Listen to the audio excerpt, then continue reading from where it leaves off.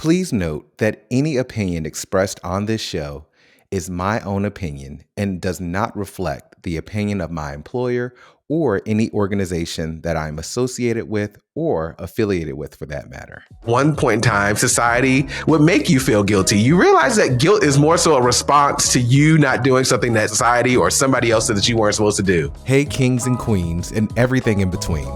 Welcome to this episode of A Sip with Samad podcast. And I'm your host, Samad. Let's jump in. Hey, y'all. Welcome back to another episode of the A Sip with Samad podcast. I didn't open up with a song this episode. As you all may be able to hear, the allergies got me, y'all. They got me. My eyes are swollen. They're red. My sinuses are all congested. I know y'all don't care, but the only thing I can probably sing right now is Old Man River. And so for the one person who is interested, Old Man River, that old man river, he must know something, but don't say nothing. He just keeps rolling. He keeps on rolling along. Ooh, that was a lot. When you can't breathe through your nose, it's just a lot. So be happy you got that because you almost didn't get anything. But no, welcome back. I'm really, really excited to have you all here with me. What happened since we talked last week? Before we jump into all of that, I'm rocking another HBCU. The Albany State University here in Georgia is a public HBCU. The folks, well, I make fun of them and I don't know if they like it or not, but I usually say Albany because that's how the people, or at least how I hear the people from Albany say Albany. So Albany State University is so rich, so rich. But no, another HBCU. Check it out if you don't know about it. I'm going to keep trying to bring you all a different one in the future episodes, but you know, I got to figure out what I'm going to do because it's starting to get warm, too warm for sweatshirts. So I'll figure something out. Look, I'm tired. It's been a long, rough week and I am at the brink of my vacation. Technically, I am on vacation. My away message at work has been on for the last day. It's been a long week. And so I couldn't think of no drink. And I'm still working on trying to secure a bartender friend to come to the show. So for all my bartenders out there who just, want to have a conversation or join the show, if you're serious, like a mixologist, I'm not talking about somebody who just gonna make me a Hennessy and Coke. Because I don't even drink that. I mean, I do in certain ethnic situations, but I don't even drink that like that. It's too sweet. I'm drinking Prosecco today. I'm drinking La Marca because I just didn't want to think about it. Not right now. All right. It's as refreshing as it normally is. So let's see what happened since we last chatted with y'all. I'm listening. Oh, you wanted to hear what I had to say. So since we last chatted, I had a chance to go out and hang out with one of my frat brothers. We went out, grabbed drinks at I think it's a bourbon distillery. It was called ASW Distillery. Apparently it's an award crafted distillery based on the west side of Atlanta. So right up by Morehouse, actually, on the west side. It was pretty cool. The old fashions were great. I had a chance to test those out. And I also tried this drink that I make in the summertime. It's called the Tiger Woods. I named it. So if you hear somebody out in the street saying, "Ooh, give me the Tiger Woods," that was me. Okay. And so a Tiger Woods is lemon juice. I like to use my fresh lemon juice. It is some simple syrup, which is nothing more for those who don't know. It's just sugar and water mixed together. It is also bourbon, whatever bourbon of your choice. And so I call it that because Arnold Palmer, which is lemonade and sweet tea, is kind of the same thing. You're mixing a brown with a lemonade. And so I was like, oh, well, what's famous black? His father's name was Earl, a black golfer that we can name it after. And I was like, oh, Tiger Woods. So you can try that drink. They actually liked it, so I wouldn't be surprised if it was on the menu there as well. But we had drinks there. We had a chance to talk. I'm the oldest. I'm the oldest grandchild. I am the oldest son. And so I've always longed to have like a brother or an older sibling. And I have an older sibling on my father's side, but as I mentioned in the previous show, I don't know who the hell they are. So, it was so good to just hang out with my frat brother, Al, and just talk about life and him sharing in the excitement of us having so many ideas on what to do. I mean, he went to his project management bag, and the next thing you know, we done planned a baby shower, a sip and see, a frat shower, everything underneath the sun. And so it was really good. Something that I didn't know I needed. And so I'm happy that he was able to be there and we were able to drink some drinks, talk about life, talk about just all the nonsense that we experience in our lives, all of it in a sitting. So I welcome those sorts of opportunities, especially because I think I mentioned in a previous episode, my friend circles have been real questionable lately. Some of them, the consistent ones are the consistent ones, but I think ones that we thought were the main kind of just I guess the relationship dissipated. And that happens. We talked about that in season 1, Fair Weather Friends, go catch it. And so, but it was needed. It was very much needed to just be with somebody other than the person that you're with that genuinely shows a caring interest in your life, what you're going through, giving big brotherly advice. It's very important. It was more important than I noted. And I also reconnected with another friend. So while my friendship circles are kind of in an interesting place, I also think that they are, what's happening to them is happening to them. And I imagine that when we have children, our friendship circles and dynamics will shift a bit as well. Cause people don't want to hang out with you when you have kids. They don't. I do. Now, what's also interesting about that is when I had friends who had children and I didn't, I would always say like, hey, let me come over. I can come over. And they would be like, oh, no, the girls or something like that. It was always something like, I can just come over. We can hang out there, just to see your face. And so they would always say no. And then they never asked me to babysit. And I used to feel some type of way about that. But I kind of let it go. Because it wasn't really my problem. But yeah, I wonder why those friends who did have children never considered me for babysitting, never considered me for hanging out with them with their children. Like I have some friends in DC, Don and Paul, and I remember when they got their son, the youngest son, and they used to call me up and be like, hey, we going to the park. And I'm like, bet, I'm ready. Cause I really do get excited about going out and hanging out with them and hanging out with them with their child. That's what friendships are about. It just doesn't change or stop when somebody has a kid. But like I said, my hetero friends, and I'm not generalizing, I'm just telling you my experience. They were more, I guess, less likely to invite you out into those spaces. And I wonder why. I mean, I could always come up with some reasons why, but I do wonder why, because what I'm thinking ain't good. And I don't want to think that, because that can't be it. No, it can't be it. So, and we don't have enough data on the gay side to really give you. I just know that my two friends who are same gender loving and who do have a child invited me out to the park. That's all I got. So I don't know how I got there. Oh, I was talking about me going out for drinks. The other thing that happened this past week. So I'm not saying where I work, but I work at an organization and my team was here in Atlanta since Monday.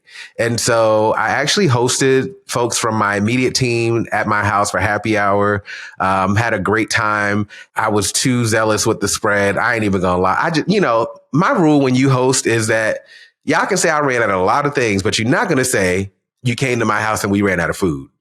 So I got food and I know my team and their dietary habits. And so one colleague is gluten free. And then I looked around, I was like, oh shit, I don't know if I have anything that's gluten free. Another colleague, is celebrating Ramadan. So I need to be mindful of that. What they like in terms of eating. I know one likes shrimp. The other one likes meatballs.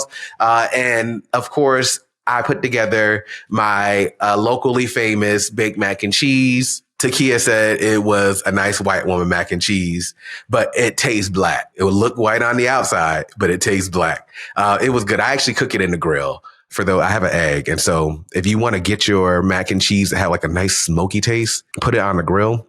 Oh, it gets a little toasty. Oh, it's so good. It's something still upstairs. I'm about to go get me some. But no, did that. We actually got on the piano. So I played a bit. We all sang, laughed, joked. One of my other colleagues got my guitar. Yes, I have a guitar because I'm trying to teach myself again how to play the guitar. And he played the bluegrass song about Mountain Dew. Funny thing is, my manager was actually recording and he was like, oh, I'm going to sing a song about Mountain Dew. And in the background, you hear my ass. You know, Black people love Mountain Dew. I wasn't lying. Does anybody remember back in the day when they used to tell boys not to drink Mountain Dew because it lowered your sperm count? Like, I can remember as a kid, they were saying, oh, no, you're not supposed to drink Mountain Dew because that's going to lower your sperm count. Now, as a kid, I'm 12. But even if I was 7, I don't know nothing about what you're talking about. So, but yeah, I wonder if anybody else heard that. They used to say that to us all the time. Don't drink Mountain Dew. It lowered your sperm count. I don't know. I don't drink Mountain Dew, partly because they said it lowered your sperm count, but also because I grew up in a Pepsi family. And while Mountain Dew came in the case, I probably more than likely avoided it sometimes. If we got that mixed case, back to my story. It's the allergy drugs, y'all. My colleagues came here. We were in sessions. We connected with partners down at the AUC. It was really, really great to be back down at the AUC. Very nostalgic. I haven't been back there in a long time. So, I mean, outside of homecoming, I haven't really walked the campus. And so it was just really good being amongst the campuses. We were at Club Woody, aka Woodruff Library. I was more of a Douglas Hall person. I stayed in Douglas Hall to study, but a lot of people went to Club Woody. It was too distracting for me. Anyhow, we had our meetings in Club Woody, and then we went and they toured the campus. I just took a walk around the campus to just take it in. And I walked on Spelman's campus, walked on Morehouse campus, and some of Clark Atlanta's campus. It was great. I mean, the Morehouse campus, I kind of relived the walk that you had to do when you graduated.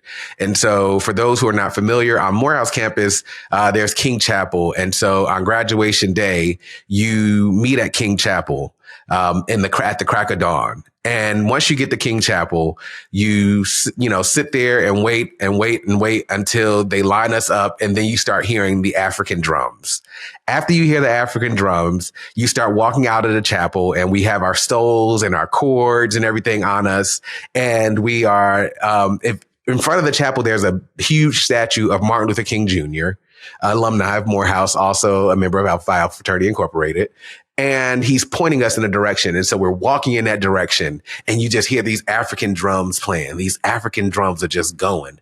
And then we start walking through a procession of all the faculty and staff and administrators at the institution, or the ones that's not on the dais already. But we start walking through, and then we get to the Graves Hall, which is the oldest building on Morehouse's campus, pay homage. And you walk past the gravesite of Benjamin Elijah Mays, former president of Morehouse, mentor to Martin Luther King, and his wife, Sadie.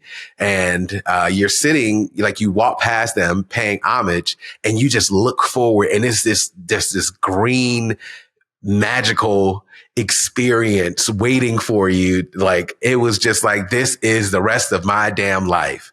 And so I kind of took that walk just to kind of remind myself that the work is not done. But it was also good to get the energy from the students who are on the campuses. I felt like a succubus. I was like, oh, new students, younger, let me get some energy, because it was just, without even engaging or saying anything, like those brilliant minds, you can just feel it. You can feel these are the people who will be hopefully changing the world in the future. Speaking of changing the world in the future, so in a couple weeks after I get back from Colombia, I actually have the privilege to do the keynote at the now Wiley University. And I am nervous as hell. I'm like, what the hell am I going to say to these kids or young adults or young scholars, brilliant minds? And y'all wish me luck. You will see how it goes. So the problem is that I don't do well reading from a script. I'm more of a free flow talker, as you all can see. You all know, y'all tell me when y'all can see I'm reading from a script and when I'm just free flow talking. And so I just don't want them to see me reading from a script. Cause why? Let's have a conversation. Let's talk about it. Let's jump in. That's kind of my approach. So we'll see. Maybe I'll take a middle ground and be a little scholarly yet approachable. We'll see how this goes. But yeah, colleagues were here. Didn't have much time to do much. Allergies have been kicking my butt severely. And we're about to start packing to go to Colombia. So we're going to spend some time with the surrogate and we're going to just max and relax a bit. So excited. Woo, excited. All right, let's move forward. That was enough. So let's see. There were a couple questions that came up this week, and and these are questions that people may have asked me that I was intrigued by, but it could have also been just some thoughts and feelings I have. So I'm going to talk about something. we're going to keep it real with each other. Okay. So how do we feel about lending friends money? Now, I don't typically lend money, right? But this is something that's on my heart. And so the friend that's listening, okay, I hope you listen. I grew up not, like my godfather, Rodney, would say, hold on, I'm trying to see if that's my money coming in while I'm talking. If it's not, then I'm going to keep with this story. But if it is, we can move on. Nope, I still don't see the money. Hold on, let me just make sure. You don't want to, nope, still. No, not at all. All right. So we keep going. So no, I don't typically lend money. I don't believe in the idea of lending money. I actually believe that if you lend someone money, you should always expect never get it back. And, however, when I was growing up, I can remember going to Rodney and I would ask him for $20 and I would probably say something along the lines of, can I borrow $20? And he would look at me. It was never easy. Me asking him for money was never the easiest thing. And so that's why I don't like asking people for money now. And so he would say, probably while smoking a cigarette and looking at the computer, are you asking me to lend you $20? Or are you asking, like, is this a loan?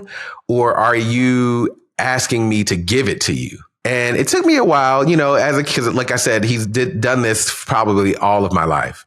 And so when I was a kid, I was like, oh, loan. And he was like, okay. And so once I got older and I realized the difference between loaning and giving, I was like, no, give. Because I used to say loan and he would say, okay, because if I loan you this money, that means I'm going to want my money back. And if you can't give me my money back, then that means somebody getting their ass whooped. He was like, and this is something he's probably really proud right now that I remember that. I just want to say, and he's probably going to come back and say, you didn't quote it the right way. I'm paraphrasing. That was how Lord knows how many years ago. But no, I still do that. I do that now. And so I had a friend that asked me for some money and, they were in a bind and I did loan it under the premise that there's a possibility, Samad, that you won't get it back. But I did also say to said friend that, hey, if you don't give it back, this will tarnish our friendship. So here I am. Friend said, hey, I'll get it back to you by next week on, I think it was like a Wednesday. I was like, bet, a week sounds reasonable. Because, you start going into that 2-week territory, you ain't going to get your money back. So you give people short deadlines when you loan money. I was just like, bet, I can do that. Wednesday came around and there was an issue. I'm like, okay, well, when is this going to get fixed? And he's like, oh, very apologetic. Like, oh, I just, I'm working on it. I'm processing, I'm doing some things. I'm moving some stuff around so I can get you your coin. I'm like, bet. Thursday comes, nothing. Friday comes. Hey, so what's going on? That's when I'm sitting like the side eye emojis at this point. And I'm like, well, what's going on? And friend is like, oh, I deposited a check and this is what happened. And I was like, okay, cool. So when you think you're going to be able to get my money? Oh, I'll be able to get it to you by early next week. All right, bet. Once again, a short deadline. Monday comes. Oh, I'm still working on it. It still hasn't processed. If it doesn't process by Monday, I'll give it to you by Wednesday when I get paid. Okay. Wednesday. I'll get it to you by Thursday night. I'm like, Thursday night? Like, okay. Friday. Haven't heard nothing. Still don't have my money. And so once again, I said earlier, and I continue to say that I give with the idea that I will not get it back.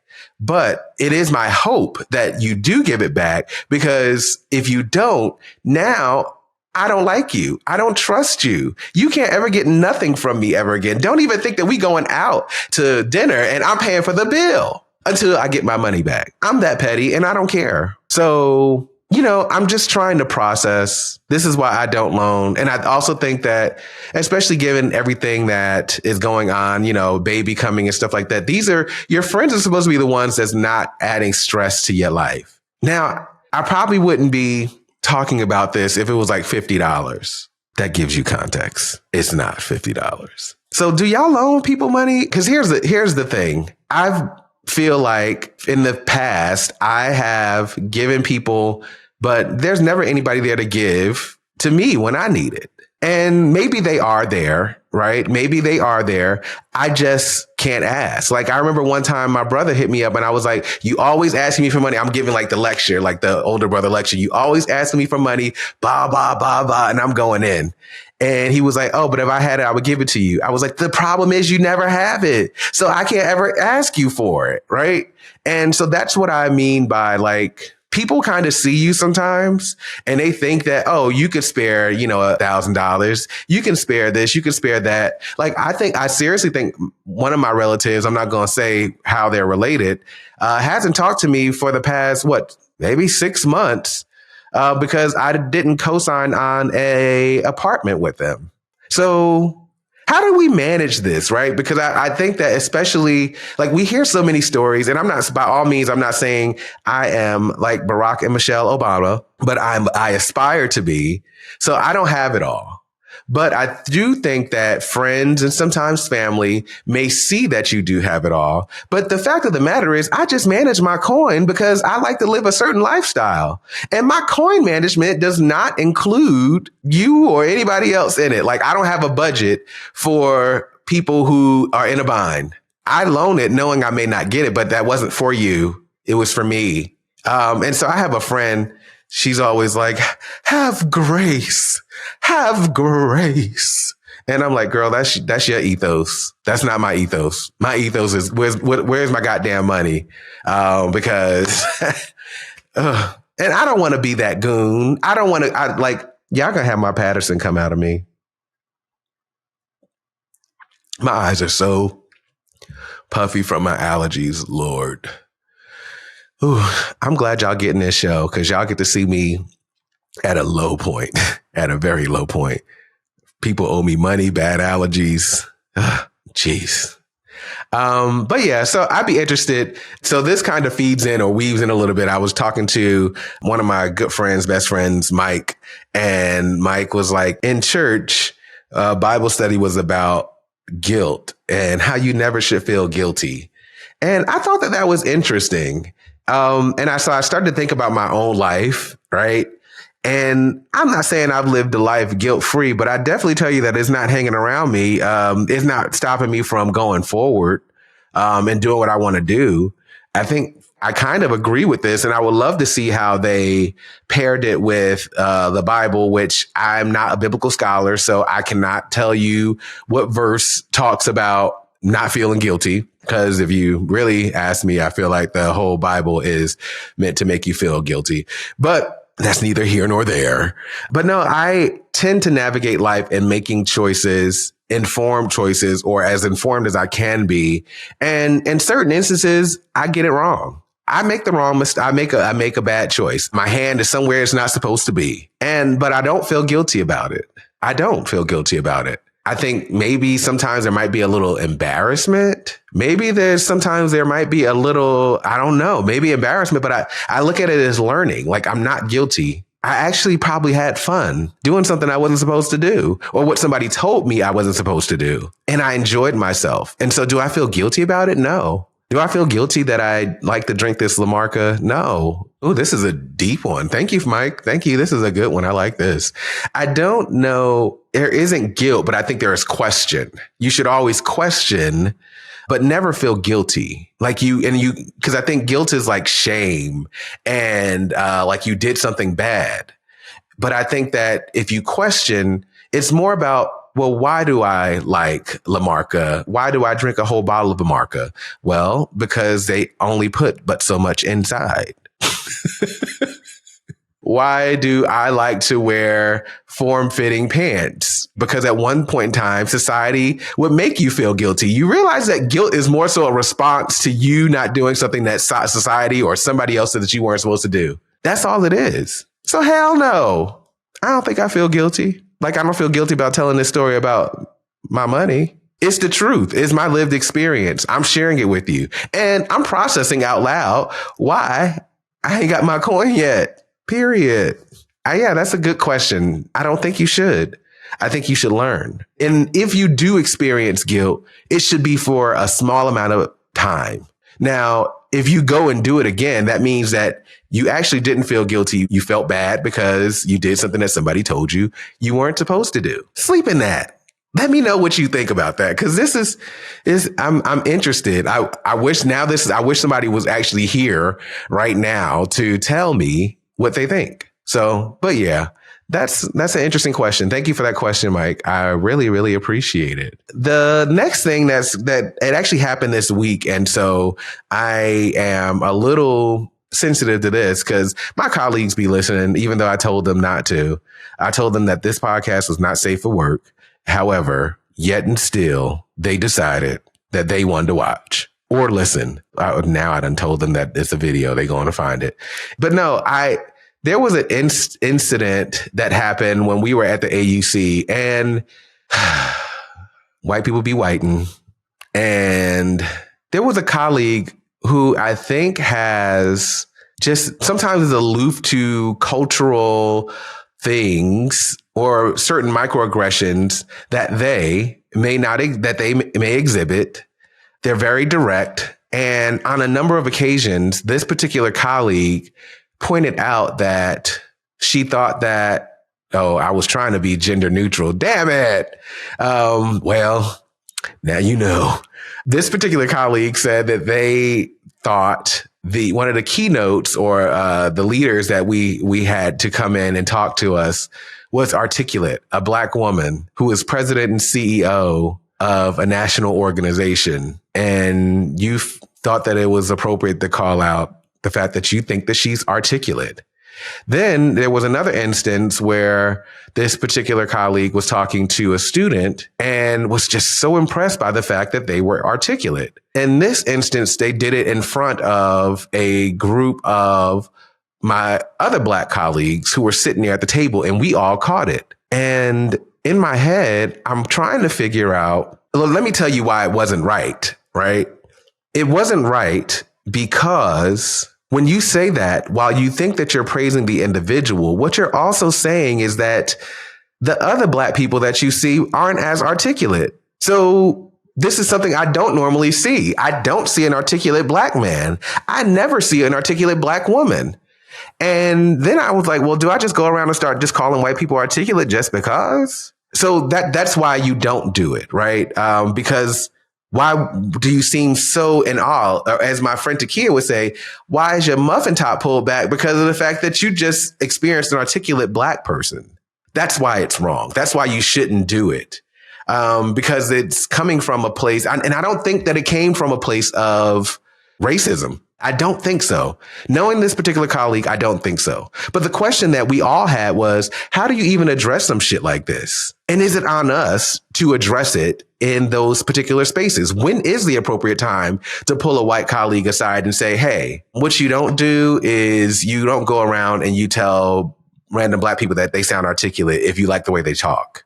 The number of people who said that to me, I was offended because it was less about the compliment for me, but more so less of how you view, more of a view of how you view my people. I don't know if I should, why do I have to be the teacher? I guess is the question I have. And I guess the answer I have for myself is, because who else gonna do it? But I'm also sensitive to the fact that I don't have the freedom to be as direct as I would like to be, especially to white women colleagues sometime. I feel like once crying happens, HR comes in, next thing you know, I'm looking like Sophia in The Color Purple telling you to get my kids because Yeah, we have trauma with a certain group of people. And sometimes it makes it challenging for us to even check you. And you're probably sitting there saying, I wonder why nobody's told me that was like the colleague might be listening.